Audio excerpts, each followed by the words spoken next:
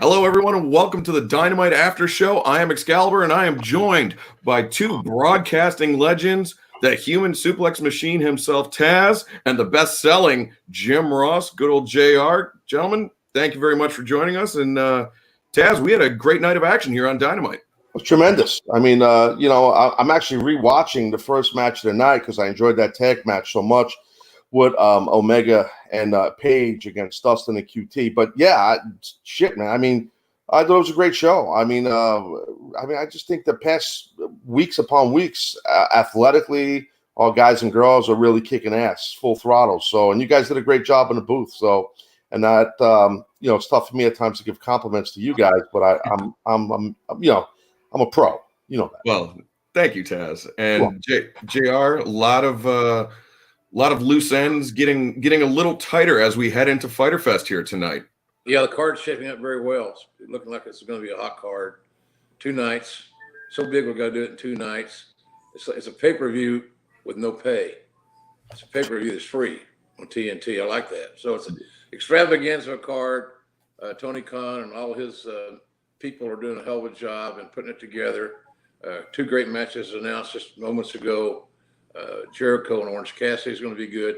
And quite frankly, I thought that the Best Friends had a really good match tonight. They're getting better and better. As Matt Hardy said, they're a hell of a team. So we got to give them their due. They're peaking at the right time, one would assume. Yeah, it was really interesting because the Best Friends, they're one of the tag teams that kind of benefited in a weird way from the quarantine. When the travel restrictions were locked down, they were able to drive down to Georgia. They were able to go to that big set of 4 or 5 tapings, whatever we did. And so they were there. They were competing week after week, and kind of staying in front of the camera. And it really, it worked out for them. Yeah, I think the key to their team is getting more aggression out of Chuck Taylor. Mm-hmm. He's a little laid back country boy, Kentucky boy. But he's got really an interesting upside, I think. But the more aggressive he can be, the better chances that his team has to win the tag titles. Yeah. So I hate to throw it on his lap, but that's the way I see it. Yeah. With 3 of us have talked about in the past on several post shows about how freaking legit the tag team division is as a whole. In AEW and in our company, and once you adding FTR just makes it even that much better. So I'm happy to see Butcher and the Blade get some love too. So I'm just a big mark for our team division in general. I mean, there's so many great teams, and it all cohesive. It all works great. I'm looking to see how it plays out. See if Kenny and Paige can hang on to the titles for a longer time than they've had. We'll see, but it's a great group of guys that we have in the tag division. Yeah, Taz, a lot of depth in the division, and you're watching the match back right now. How about our opening contest tonight? The Hangman Page and Kenny Omega defending the AEW World Tag Team titles against the Natural Nightmares, QT Marshall and Dustin Rhodes. And the challengers look good, but the champions look great, Taz. They did, and I can't remember which one of you guys called it out on the show. It might have been you, JR. I'm drawing a blank because I have it on mute right now, and I watched it earlier, and with the audio on, but when Dustin got dinged up by Kenny's knee in the corner, one of you guys pointed it out. It was a great observation, and Dustin was dinged up early in that match. You could tell his bell got rung, but as a true pro, he kept on grinding and kept doing his thing. And QT, I mean, JR, you said it. I mean, that drop kick. I tweeted about his drop kick. I mean, who knew he had that in him? I mean, that was a hell of a drop kick. But the match itself was really good, and it just concluded now the second time I'm watching it. But yeah, I love the match. JR? Yeah, solid, really solid. Great way to start the show. Gave the show a lot of energy, a lot of athleticism. It was good. So I was really impressed with that opening matchup. But I wasn't surprised. I think that Dustin and QT, as long as QT can stay with Dustin, QT's got a chance to be viable in the tag team competition because Dustin has still got it. And in a tag world, he is even better because he can teach, he can share the load. So I think that they're on to something. As long as that QT doesn't get distracted driving his new Corvette, his new hair plugs, and his new girlfriend. Yeah, plugs. Two things. Yeah, and it was really interesting that our show tonight, I mean, talking about the depth of the tag team division, was bookended by tag team matches. We had the title match in the opener, and then the number one contenders match in the main event. So, just the tag team division is as strong as it ever will be, or as strong as ever in AEW. Next up on the card tonight, we had the return, an inauspicious return of Anna Jay, who was quite frankly eaten alive, JR. Yeah. You get the music video, you get the big build up, and then you get eaten alive. I was shocked. I've never seen, that was a first time matchup. I was just blown away by the uniqueness of this very bizarre lady, and it was very physical. She's just, it was really interesting. Look, Anna Jay, it's not a strange thing that is getting recruited by the Dark Order. I mean, they're recruiting everybody that's got a good heartbeat and potential. And I kind of like that attitude from Brody Lee. But nonetheless, Anna Jay's just got to keep working and maximizing her minutes. She's got a great upside. She's got a wonderful look. She could be marketed. All the great things you talk about in today's world of pro wrestling, she's kind of got those skills. She just needs experience. She needs reps. But this other lady has created a whole different vibe, and I'm anxious to see how that plays out because our women's division continues to grow as well. So, and I'm happy about that. So I'm a big booster of women's athletics, quite frankly. Yeah, Taz. Nobody quite like Abaddon in any division here in AEW. Yeah, yourself and you and me, Excalibur on Dark, we've seen Abaddon, and as she is, to JR's point, super unique as that entrance where she comes out crawling, and her face, she's got one eye like freaking jacked up towards her head, the other eye is down by her jaw. She's got one different color eye. She's got she's constantly gigged or blood, and I don't know what's going on. She's like a total freak show Jones, but she, it was a total upset, as you guys called it. I mean, because I think everybody and their mother just figured, like you said, like guys were saying about the buildup on Anna Jay, thought that Abaddon would not win the match, and it didn't take Abaddon long to beat Anna Jay. So it was quick. I think to the lack of experience of Anna Jay, that kind of hurt her a little bit against someone as unorthodox as Abaddon. Yeah, you come into the match. You can't prepare for Abaddon's skill set, and the inexperience of Anna Jay reared its head because once she got into deep water, she didn't know how to get out of it, and that will come again with experience. So hopefully Anna Jay is going to stay motivated. Great, bright future, but she got into a situation that she wasn't, I don't think, prepared for tonight. Well, you talk about experience. There's perhaps nobody more experienced on the roster of AEW than Billy Gunn. But unfortunately, he ran right into the MJF and that loaded right hand with that dynamite diamond on him. And MJF, Taz, still is undefeated inside an AEW ring. Look, I love MJF. I mean, Long Island brother, I love him. I love what he does. I know I'm probably one of the only guys who likes him in the company. Everybody hates him. Referee Aubrey Edwards, she hates him. She kicked his Wardlow likes him when his check clears. Wardlow likes, the money. That's true. But, going against a guy like Billy Gunn, I've been in the ring with Billy Gunn many times, and he is just a huge guy, as you guys know, but he takes up the ring. Like his legs, like he takes one step and he's just about halfway across the ring. That's not an exaggeration. So he swarms you in the ring. So someone like MJF, who's giving up size and a lot of experience to Billy, able to pull that off with a lot of shenanigans and tomfoolery, was impressive. But again, the ring helped, obviously. That's what beat Billy. It didn't help. That's what won the match from. But hey, look, he's bad guy 101. He's heel 101, MJF. I love it. I think it's great. I'm not a fan of the Gun Club. I hate them all, just so you know. But if they keep adding to the Gun Club, I don't know what I'm going to do, because now there's a third Gun Club member. So we have Austin, we have Billy, and we have a third guy there. He's also he's going to adopt a couple more kids I think they're a big faction. Yeah, just to piss you off, Taz. I hope not. Oh, geez. But JR, at the conclusion of this match, we had things go completely unglued as Wardlow and Luchasaurus. This has been a rivalry that's months in the making. Now finally coming to a head next week on Dynamite in that big lumberjack match, first time ever on Dynamite. Yeah, lumberjack match has been around forever. I remember when I first got in the wrestling business in the 70s, and I refereed my first lumberjack match. They had all the lumberjacks wearing these.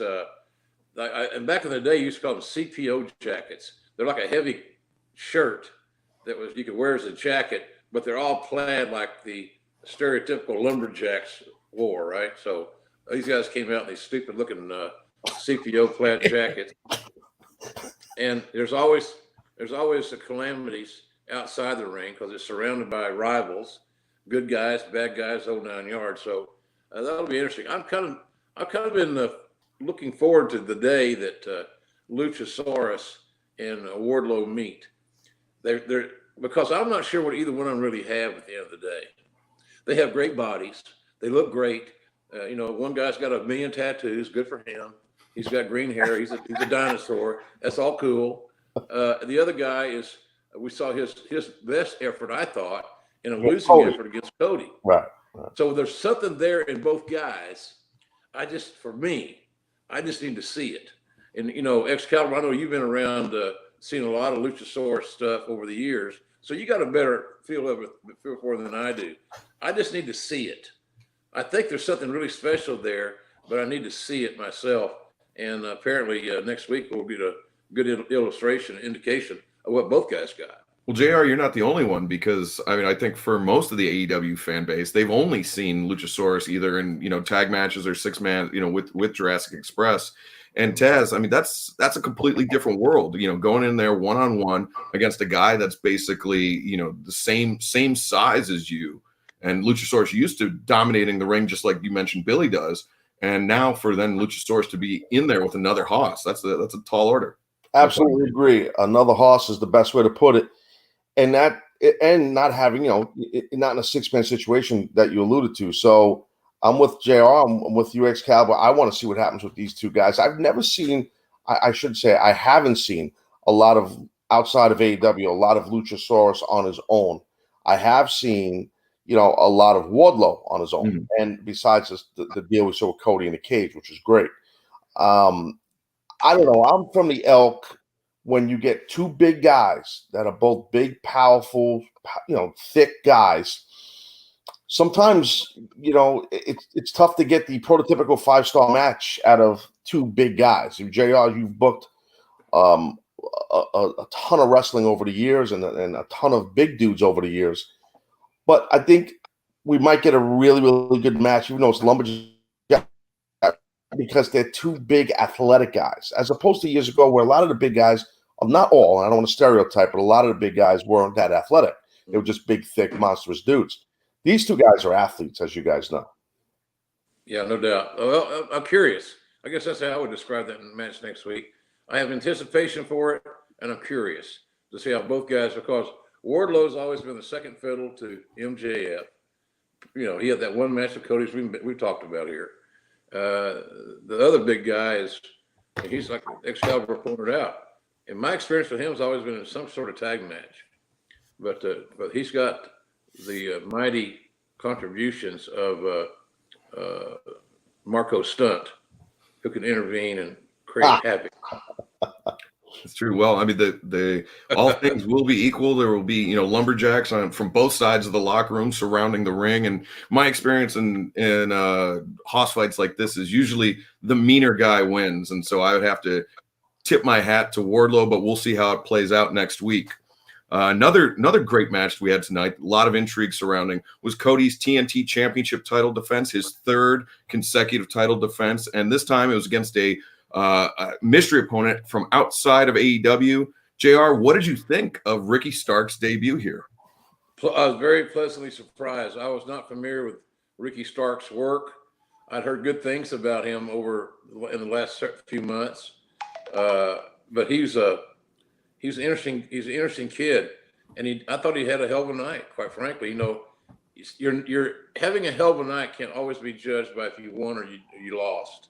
We all know that winning is the name of the game, so let's not even go there. But you can have a great night and sometimes come out on the short end of the stick because of what you learn and how you represent yourself. I'd be very surprised if Ricky Stark didn't get a consideration to get a contract. I thought he had a good night, and I thought he pushed Cody at the right times. So I was very pleasantly surprised with him. He made a great showing for himself, and Ricky Stark should be very proud of his efforts tonight and performance. You know, I was backstage during this match, and when it was going on live, and I could tell you that it was a sellout at the monitor. All the guys and girls were watching the monitor, and you know what that means. You know, this guy is Ricky Starks, has people's attention. You're in there with Cody for the TNT Championship. It's a big fight feel, and it was a big fight. I love the match both guys put out there, and Cody and Ricky. I've seen some of Ricky Starks' work before, AEW. I'm a big fan of his persona, his ability. I love the fact that he's not 270 pounds or 260 pounds. He's a straight athlete with a mean streak. I know they shook hands at the end, and Cody showed respect to him after he defeated him. But I'm letting you know that Ricky Starks has got a mean streak in him. I promise that. He's a tough son of a bitch out of New Orleans. He can go, and I'm a huge fan. I'm with JR. I hope he gets signed and he's with us full time. I hope so. Yeah, I mean, I think Ricky Starks is not going to be a free agent for long. Yeah, the other thing, fellas, is that let's not overlook how good Cody's getting. You know, he's a TNT champion. I'm not a big fan of defending the title every Wednesday. I'm really not. I think it wears the champion down. I think it makes him vulnerable. It puts the champion in jeopardy on most weeks, including this week, because Cody couldn't prepare for this guy. So I'm concerned about that a little bit. But what I am impressed is how good Cody continues to get. He's not resting on any laurels. He's not going to reside in the ever dangerous comfort zone. He's continued to push himself. He does the work. He's leaner. He's quicker. He uses some amateur background that he has to break people down and get them off their feet. He's not taking too many unnecessary risks. I scratch my head sometimes about wrestlers voluntarily leaving their feet and connecting with a move that doesn't get them a win. So why did you do it? Is it the ooh and the awe of the crowd, or the little crowd we have? Oh, that's great. That's cool. Or they feel compelled that this is their A game is flying. But it seems to me like Cody has resisted that temptation. He does fly, but when he hits something, it sets up the next thing. It's not just an indiscriminate move. So I'm really impressed with how good he's getting. And I say this as a bold statement. I don't know that there's a better bell-to-bell pro wrestler working right now today than Cody. That's just my opinion. Yeah, you know, I agree with you. And I think that's why, you know, he defends that title every week, because I think Cody works best under pressure. And, you know, what's the old cliche? Diamonds are made under pressure or some shit like that. You know what I mean? And I do think that that's Cody. I think Cody loves the pressure, and that's how he likes to train. As you pointed out, JR, he is a little bit leaner. And I think he's probably changed his diet. He's clean as hell. And he's probably upped his cardio because he wants to defend that title every week. JR, you've called tons of TV title matches in so many companies. I could even begin to think how many companies. Correct me if I'm wrong. Weren't they always defended every week, or was it like bi-weekly or? At least bi-weekly, Taz. And every week might be a little bit of a stretch. But, you know, there were stretches where they defend the title every week. I remember Arn Anderson almost got a backlash at one time because he was in this 15-minute TV championship match every week on TBS. And so we all know that you can be overexposed in this game too. So a guy wrestling every week sometimes is challenged to change his game and adjust to his opponent so that the styles that they both bring to the table can be the reward to the audience. Some guys have the ability to make that happen. Cody does. Tonight's a great example. Look at the guys Cody's wrestled on Wednesday nights. They're all different, all got their own strengths and weaknesses, different deals. But he's brought the best out in everybody he's fought. So I think it's an interesting thing. I just think that somewhere along the way, we may be on here talking about, well, every Wednesday night finally caught up with him. He got bit in the ass by his own gimmick, so to speak. So, but I thought tonight's performance was excellent. The title means something. Yeah. The TNT title means it's not a glorified TV title. Right. It means something. And so I'm a big fan of Cody's work. I just hope he hasn't bitten off more than he can chew with all the things he does aside from wrestle. Well, as you guys know, and maybe some people listening to us or watching us don't know, so I'll just say it, not to patronize, I'm just being honest. You know, either the championship makes the wrestler or the wrestler makes the championship. In this case, in my opinion, because it's such a new championship, obviously Cody is making the championship. And I do think that's another reason why he defends it every week. So it's basically galvanized to the audience what this title is. And rapidly, to the point you just made, Jay, or the point you made, he's defending it against singles wrestling AEWs, tag team wrestlers, you know, mid-card guys, top guys, now a wrestler outside of AEW and Ricky Starks. And defending it every week. I know years ago I had the ECW TV title, and I don't think I defended it every week. But I know it was pressure on it because it was the TV title. So there's a certain amount of time you had to wrestle with it. You know, it's a little harder than people think. So what Cody's doing is real hard. That's why I wanted to ask you that, JR, about in the past with guys, because TV titles were like a huge thing all the time in all the companies back in the day. And it kind of feels like it went away. And it's nice that we have it back. Yeah, we don't. I like the fact too, Excalibur, that we don't have too many titles. Mm-hmm. You know, I think that's one issue at WWE right now is they have so many championships that by and large most of them are kind of watered down, and I think that's an issue that any company has when he has so damn many championships. They have to split the focus amongst several titles: the U.S. champion, the Intercontinental champion, the Raw champion, this champion. Oh, this tags all the women and it's just, you know, it's crazy. So I like the fact we have Moxley, Cody, and Kenny and Paige. And Ishida. 4 titles, that's plenty. We never need to have more than that, in my opinion. 4 is plenty to maintain singular focus on the 4. And so the structure of this whole scenario to me is a win. Yeah, and it allows for situations where you have a team like Kenny and Hangman, who are primarily singles wrestlers, but they're able to team up and kind of jump into a different division, and it keeps things fresh. It keeps the matchups new. It keeps the formulas, keeps people always guessing and always have something new to look forward to. And I think that's really a great job our company does. And I know we're doing a lot of AEW cheerleading, but we really enjoy. And I think I can speak for all of us. We really enjoy coming to work. We really enjoy being able to talk about AEW wrestling, being able to talk about the particular product that we put out there week after week. And that's, correct me if I'm wrong, guys, but I think that's something that we're all very happy to do. And we're all very happy. We're all very blessed. So because it's a very unique place to work. We've all talked about it on social media, on this post-game show, on podcast at nauseum. We've all talked about it because it's a shoot. You know, it's a very awesome place to work. I would be banging the AEW drum even if I didn't work here. I think. Me too. Next up, the first of our 2 tag team main events: the Young Bucks defeating the Superbad Squad, and Superbad Squad, another team that were 2 singles wrestlers that kind of came together, and they were able to find success in this division. And it seems like the story is not over yet, even though the Young Bucks were victorious. Seems like there may be more big things in the future between the Bucks, Superbad Squad, FTR, and Butcher and Blade, Jim Ross.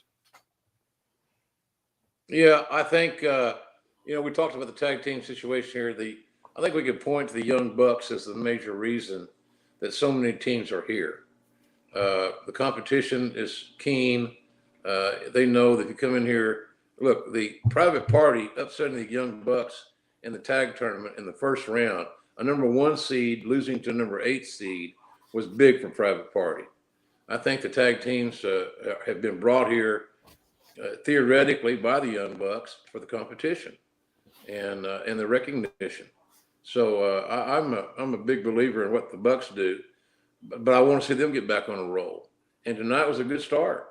You know, they so much is expected of them, and maybe we're expecting too much from the two boys. I don't know, but once they get back on a roll, then of course we're all thinking about, well, what's it going to be like if and when they wrestle FTR? Well, it's not a matter of if they're going to wrestle FTR. We could be stupid. No, to lie to the public. What the hell? Why would they come here if they didn't want to wrestle the Young Bucks? That's when we don't know that. I don't know that. You guys may know. I don't have a damn clue. All I know is that the tag team division in AEW is prioritized. It's important here. It's not a throwaway. It's not a bullshit deal. Putting guys together, left-handed matches, as we used to call them.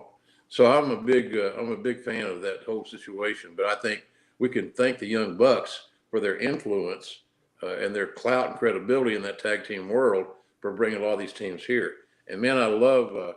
I said this before. You know, we mentioned Butcher and the Blade. I wasn't crazy about Butcher and the Blade in the beginning because all they were bodyguards, mercenaries. And now we can see that they can wrestle, and they're getting better at their craft. So I like them, but man, Havoc and Sabian have impressed the hell out of me. I just got to figure out how that living arrangement is with Jimmy Havoc living with Sabian and his fiance. So, hey, JR, it's breaking news, by the way. Sorry to interrupt you while you're speaking. But Tony Khan, our lovely boss, just announced Ricky Starks has signed with AEW. So that's huge. Oh, good. See there, Tony's watching the show tonight. I better straighten my shit up. I better get my Jaguar hat. Shit. Well, he's got a good. Tony's got a great eye for talent, in my opinion, for a guy that's just kind of came on the scene officially in the last year or so. So that's great news. And congratulations to Ricky Starks. He earned the contract. Yeah, tonight's work earned him the opportunity. So now, Ricky Starks, if you're listening, you have an opportunity, like everybody else here. Get off your ass, stay off your ass, and turn heads.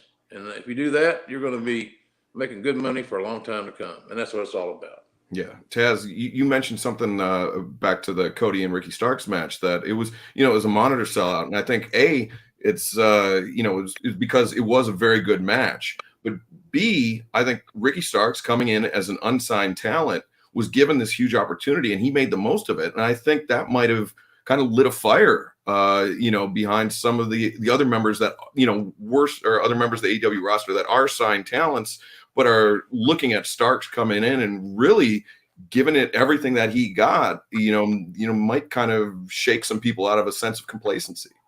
Well, yes, and I'm glad you brought that up because you're spot on. That's what I was alluding to when I said it was a monitor sellout, because as you basically just said, I mean, and I don't know if a lot of fans know this, and I'm not trying to be like a jerk about it, but this is like a very competitive business, not just AEW, but the pro wrestling business. When you're, in a spot with real television and real contracts and real money, it's a team. We will pull for each other. But as far as the active roster, the men and women in any big wrestling company, especially in AEW, it's competitive. So you get someone who's brand spanking new in the territory or in the company, and he's not signed yet. There's only so many spots. So, you can't be complacent. You watch a guy like Ricky Starks go toe-to-toe for the TT championship against a guy like the American Nightmare Cody Rhodes, and you're like, all right, well, there's a good chance this guy's going to get signed, so I got to light a fire under my ass to outdo him. I've wrestled for a lot of companies, and the match that was before my match, I always try to outdo that match, and that's why this, as you guys know, there's something called wrestler paranoia, because it's a real thing. Because it's tough to be complacent in this job. You have, you have to create pressure for yourself. You put pressure on yourself to be successful. Yeah, agreed. Yeah. And somebody that, speaking of wrestling paranoia, that's an excellent segue into Dr. Britt Baker, who's been naming a lot of conspirators. She's still recovering from the broken leg. But I thought her segments with Swole and Tony are consistently, I mean, AEW, the motto has always been it's a buffet. There's something for everybody. There's great tag team wrestling. There's women's wrestling. There's Abaddon within the women's wrestling division. There's the Hosses. There's all this. There's all that. But then like when we have these comedy segments, they're legitimately funny. They're great. I think the chemistry that Tony has with Britt is awesome. I really do. Tony Schiavone, obviously, that's what I'm speaking of, but. The gimmick, I don't know whose idea it was with the messaging system, with the clothesline, not the clothesline like this, but the rope. Mm-hmm.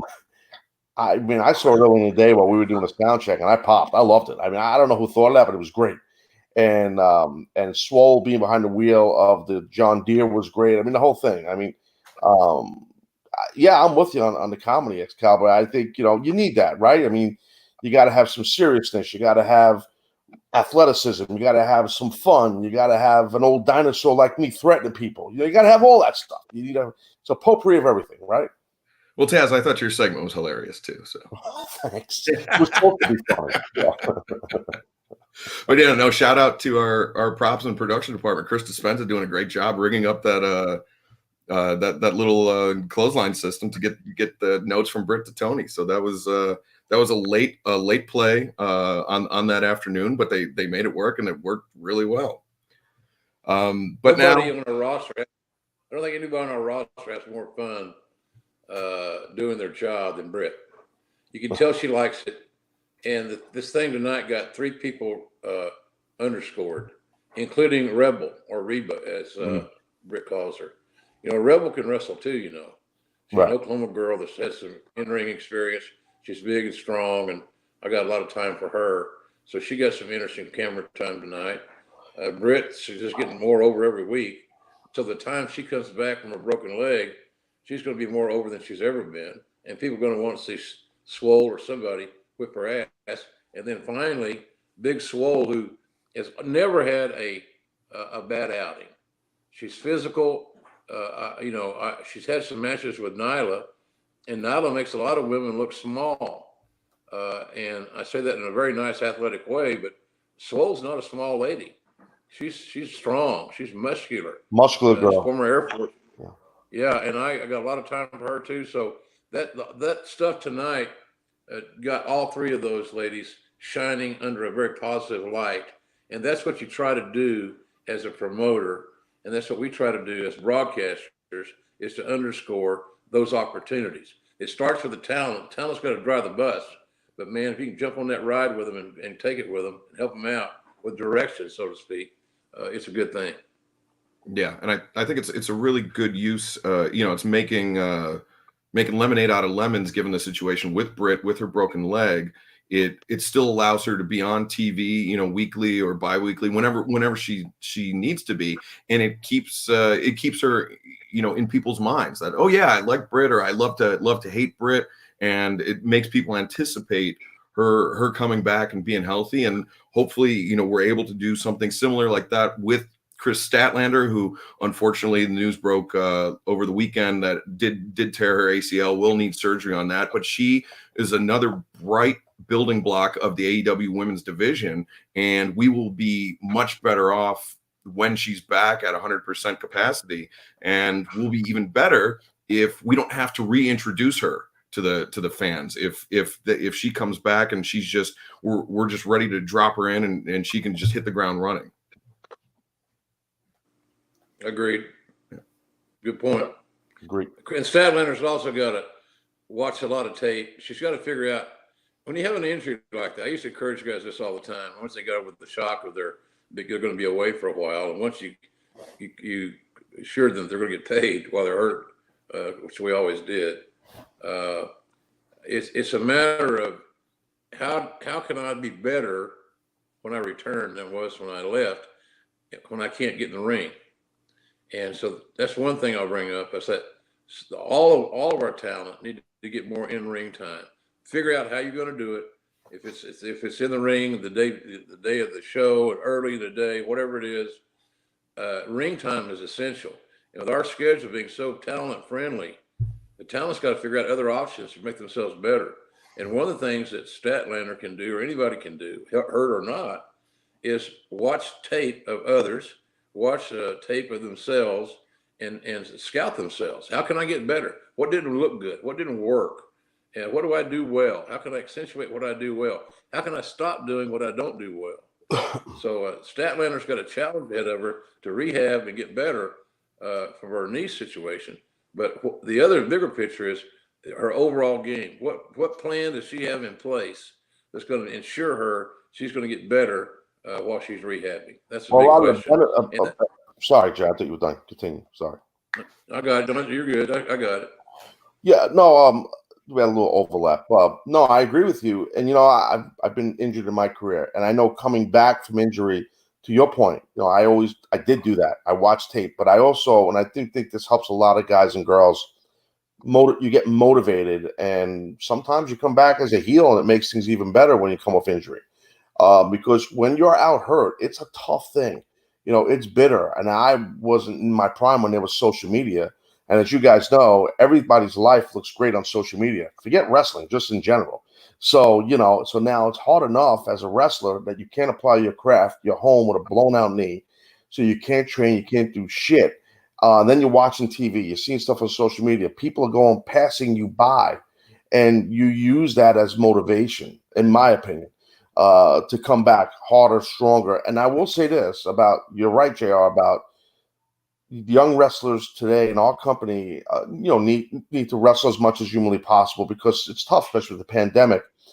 Without naming names and specifics, today I was in a wrestling school, without naming where. It was in New York, obviously, and I saw not one, not two, but 3 AEW talents training and working out in the ring. So that was nice to see. Good. Yeah. That's encouraging. They're getting it. They're getting it. And everybody's starting to realize the talent level that Tony Khan is recruiting and signing here raises the level of what you got to be in their main event. We got some great talents here. Moxley, your boy Cage, he's another guy that, I know he's going to be great, but I know I need to see it because I haven't seen that much of his work. He looks like $1.5 million. He reminds me of young Scotty Steiner in some ways, because Scotty Steiner was all jacked up, like Cage, heavily muscled, but he was athletic as hell. He had a great twitch. He had a great step. His feet were good, athletic. Michigan wrestler. Sure. And I don't know all of Cage's background, but that's who he reminds me of. So that's not a bad comparison in that respect. So if you're going to be on the main events, you got to figure out how you get your ass better. Because you're gonna take Archer's spot. He's a veteran. He knows how to wrestle. You're gonna take Brody Lee. Cage is a veteran. Moxley, Jericho, Hager. There's some good stuff here, man. So if you're gonna try to break into that upper echelon and try to headline a pay-per-view, you better improve your game. You can't do it one day a week. Yeah, I think because of you mentioned the travel friendly or the wrestler friendly schedule. I think there was a little bit of complacency in our roster where it's like these guys finally felt like, oh, I made it. Now I can take my foot off the gas. When really the feeling should be, no, now is when you actually you hammer down and you go as fast as you possibly can, because you're competing with 70, 80 other guys, or guys and women on this roster for a finite amount of screen time weekly and a finite amount of spots at the top of the card. Yeah, absolutely. If you're complacent, you're a young guy or girl on this roster, you better wake your ass up. And as we talked about, just signing a new athlete here in Ricky Starks, another veteran per se, 8-9 years of a pro, I believe he is. So it's not his first rodeo either. So, if you have a couple of years under your belt as a guy or girl on the roster, you got to get serious. It's a fun place to work and all that. That's great. But like I said earlier, you got to put pressure on yourself. And, you don't want to go a great opportunity like this. You got to compete. You got to go out and compete. You got to outdo everybody in front of you, behind you. And you don't have to bury no one and stab them in the back and be old school Connie bullshit.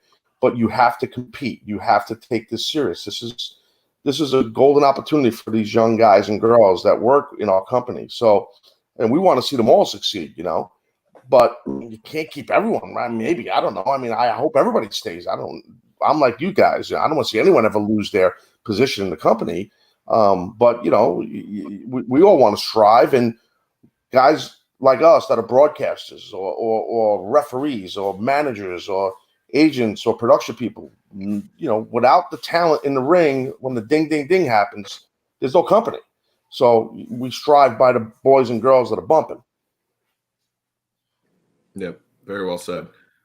Well, then that takes us to our main event tonight, second of two main events, as best friends Chuck Taylor and Trent defeating Chris Jericho and Sammy Guevara, and another great tag team encounter, a great way to cap off this show, and all tightening those threads going into Fyter Fest. Now, this match actually served two purposes. It made that World Tag Team title match that we'll have at Fyter Fest, but it also set up Chris Jericho and Orange Cassidy.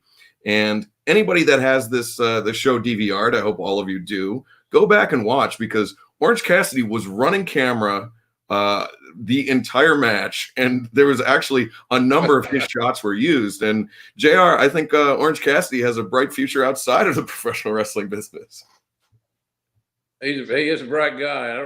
He's another guy that, I've said this on the show, and I told him to his face, when I first saw him, I kind of shook my head like, I don't know. I don't quite understand his persona. The more I started to understand his persona, the more exposure that he was receiving by the company, and then making the most of it. We said this before, guys, before the virus hit, and we were having those great crowds on Wednesday night, loud and young and excitable. Orange Cassidy started getting over, and your market research is the best is who got a pop. You get the Road Warrior pop, you get the Mike Boyette pop, whatever, Google that one. Kids. Yeah. So, but bottom line is that the hippie. I saw those Mid-South thing the other day. Conrad and I did a ride along or something, and Boyette's record on the graphically displayed was 0-183. He lost 183 matches in a row, but he's still one of the most entertaining guys on the card. Yeah. You talk about a guy that can smoke some weed. Weed. Mike Boyette, we went to Vietnam. He started liking it, right? So not Vietnam, but the weed.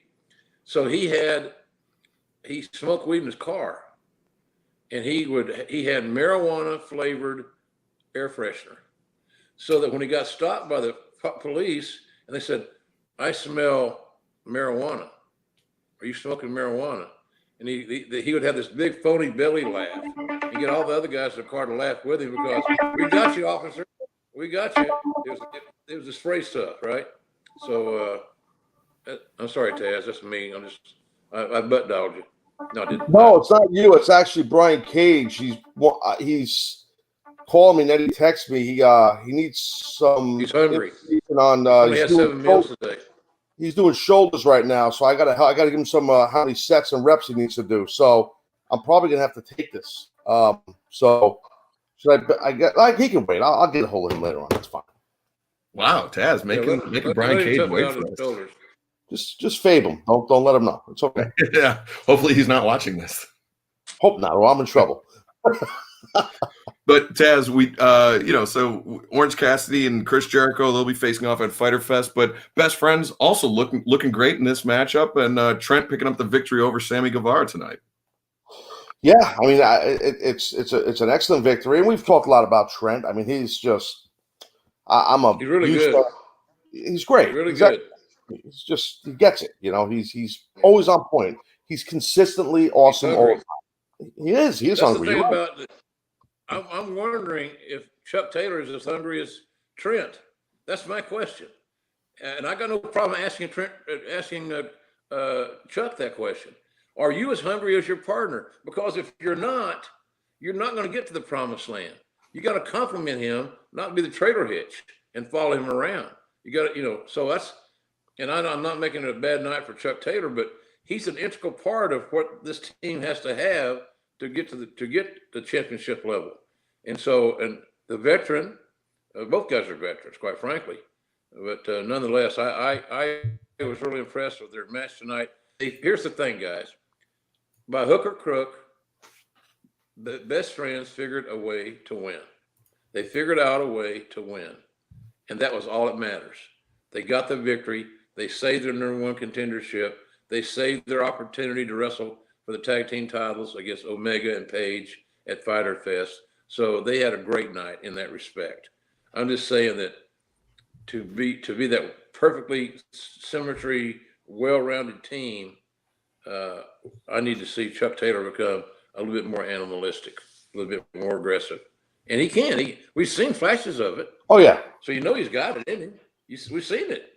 He's got to bring it all the time. And that's what we're going to find out in the next couple of weeks. Can he do that?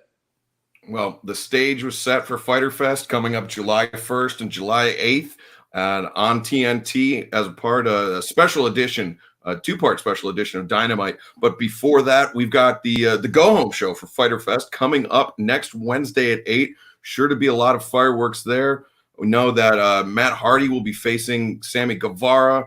John Moxley will be in action. Taz, you'll be joining us on the call for that one. How awesome is that? You guys have to be so happy about that. I know I am. So you're on commentary. You're on comment that you were happy. You're on commentary. We're happy that Moxley's wrestling, or both. No, Mox is going to wrestle. What's up? I'm going to sit next to you like I've done many times. I'm going to take Shivani and throw in a Brit, or Shivani's going to hang out with. Well, I'm going to hang out with you guys because you guys are the team. Whatever it is, it's going to be fun. Maybe Brian Cage will hang out in the area. There's not a chair big enough for him. No, all kidding aside, I'm looking forward to joining you guys on commentary during that match. I really am. Yeah, we're gonna have it. We are too. Great. It'll be good. It'll be fun, and it's good that Moxley's is wrestling on TV. But how good is it that the champion's on TV a week before Fyter Fest? Good I point. don't know. I'm just thinking. Good point. Worry about shit like that. That's good. That's good shit for my guy. No, it is. It is. And so what I would do if I were you is try to leverage that your guy don't wrestle next week. I've been working on that via text for the past hour, 2 hours, I should say. Yeah. Yeah. Are you wearing Tony Khan's ass out? Yes. No. Yes. No. I'm not. No. I can't delve into private professional business on how Brian Cage and I work with the AEW front office. I'm just telling you, I can't do that. Well, I know Cage has got some shoulder exercises to get to. We're going to have a great night of action for you next Wednesday night, 8 o'clock, 7 Central on TNT. Also, next Tuesday night, another supersized edition of AEW Dark coming up. Myself and Taz on the call. Be sure to check it out. There's actually some really good standout matches. Scorpio Sky takes on Lee Johnson, and the Dark Order, Alex Reynolds and John Silver taking on Joey Janela and Sonny Kiss, two of the more notable encounters. But it's a great night of action. Sonny Kiss. Sorry, Excalibur. Sonny Kiss, and I'm going to say this because I forget it. Sonny Kiss and Janela are getting a great deal of positive feedback of social media wise for their tag team efforts, and I couldn't be happier. I'm glad that both of them. I like both guys a lot. They're both charismatic as hell. And they're given an opportunity that I believe they deserve. And some of my old school peers are not big fans of either guy, and I don't understand that. They need to wake up and see what year we're in. But nonetheless, I like that team. Again, another great team, and they're just forming. They're evolving. But who knows how good that Sonny Kiss and Janela might be? Because I see both of them are being very unselfish and complimenting the other. And as we all know, guys, it's not always been that way in wrestling. You had one dominant partner, and the other guy you had Ricky and you had Robert. Ricky was a star. Robert Gibson was a star, but Ricky was the star of that team. Right. So, so as close as you can get to that complimentary scenario, the better off you're going to be. So I'm glad that the front office is utilizing Janela and Sonny Kiss as a tag team and giving them some positive exposure. Yeah, and so they will be in action on Dark next week, and then actually the following night on Dynamite as well. Sonny Kiss and Joey Janela will take on Mr. Brody Lee and Colt Cabana. A lot of questions still circling around Colt Cabana and his involvement in the Dark Order.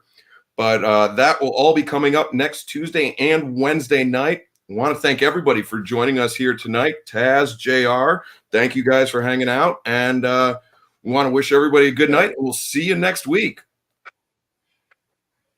Good night, everybody. Good night, everybody. Well done.